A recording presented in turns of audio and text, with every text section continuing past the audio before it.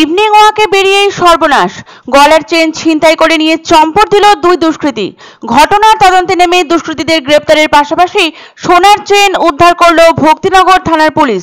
জানা গিয়েছে, গত 9 তারিখ বিকালে সান্ধ্যকালীন ভ্রমণে বেরিয়েছিলেন শিলিগুড়ি পুর নিগমের 41 নম্বর ওয়ার্ডের জ্যোতিনগর এলাকার বাসিন্দা এক মহিলা।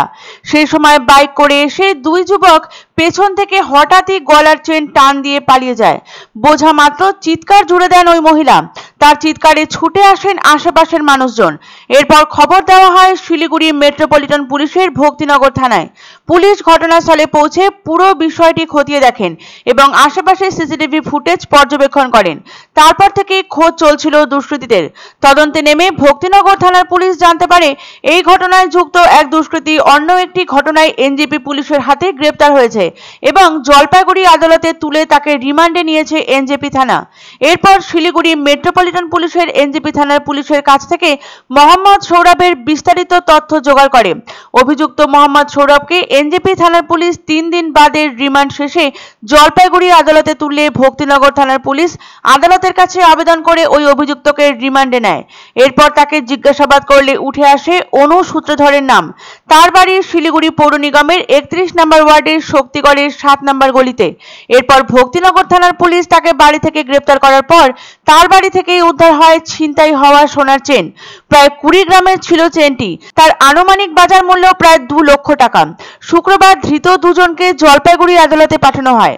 উত্তরবঙ্গ তো বটেই, রাজ্যের গুরুত্বপূর্ণ শহরগুলোর মধ্যে শিলিগুড়ি অন্যতম। এই বাণিজ্য নগরী উত্তর পূর্ব ভারতের প্রবেশদ্বার।